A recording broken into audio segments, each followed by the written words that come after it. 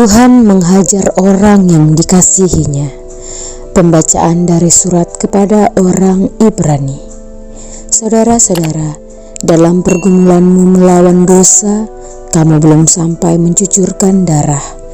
Janganlah kamu lupa akan nasihat yang berbicara kepada kamu seperti kepada anak-anak.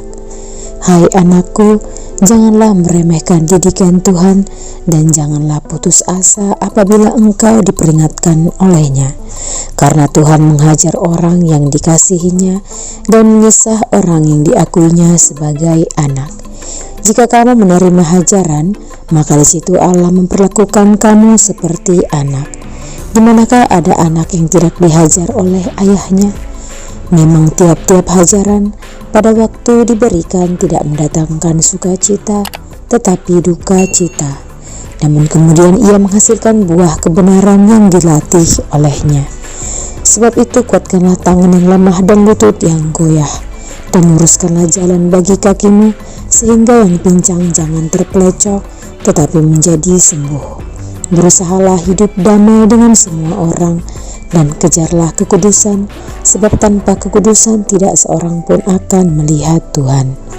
Jagalah supaya jangan ada seorang pun menjauhkan diri dari kasih karunia Allah, agar jangan tumbuh akar yang pahit, yang menimbulkan kerusuhan dan mencemarkan banyak orang. Demikianlah sabda Tuhan. Syukur kepada Allah.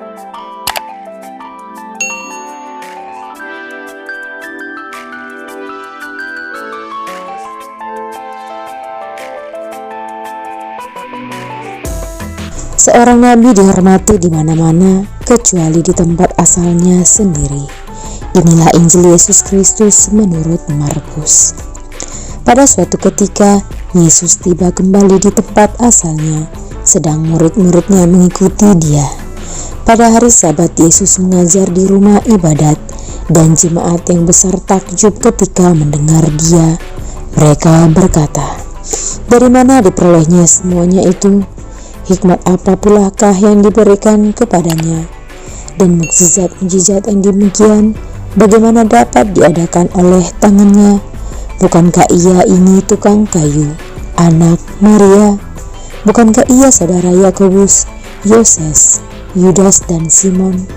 Dan bukankah saudara-saudaranya yang perempuan ada bersama kita?" Lalu mereka kecewa dan menolak dia.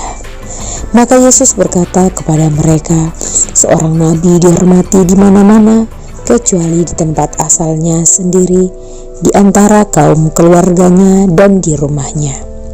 Maka Yesus tidak mengadakan satu mukjizat pun di sana, kecuali menyembuhkan beberapa orang sakit dengan meletakkan tangannya atas mereka. Lalu Yesus berjalan keliling dari desa ke desa sambil mengajar. Demikianlah Injil Tuhan. Terpujilah Kristus. Saudara-saudariku yang terkasih, renungan pada hari ini tentang ketidakpercayaan.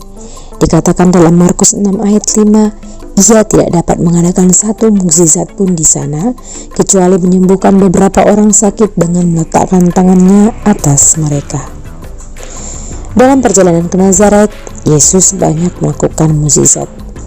Meredakan angin ribut, mengusir roh jahat dari orang gerasa, menyembuhkan anak Yairus, dan menyembuhkan wanita yang sudah 12 tahun pendarahan. Namun, ketika Yesus tiba di Nazaret, ia ditolak oleh jemaat di sana.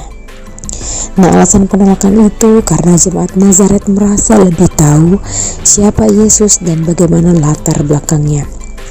Ayahnya hanya seorang tukang kayu, ibunya seorang wanita biasa, bahkan saudara-saudarinya tinggal di antara mereka. Tidak ada latar belakang keluarga Yesus yang bisa dibanggakan dan membuat mereka terkesima. Nah, semua mukjizat yang dilakukannya diabaikan. Mereka tidak percaya bahwa Yesus yang melakukan semuanya itu. Nah, akibatnya tidak terjadilah mukjizat apapun di Nazaret. Mukjizat merupakan salah satu wujud nyata campur tangan Tuhan dalam kehidupan orang yang percaya. Nah, dengan adanya iman dari seorang yang percaya, mukjizat Tuhan dapat terjadi. Dengan kata lain, jika kita mau mengalami mukjizat Tuhan, yang harus kita lakukan adalah percaya kepada Tuhan. Dan ketika kita percaya, pintu mukjizat Tuhan terbuka lebar. Apakah saya percaya Tuhan sanggup melakukan mukjizat dalam hidup ini? Semoga Tuhan memberkati kita. Amin.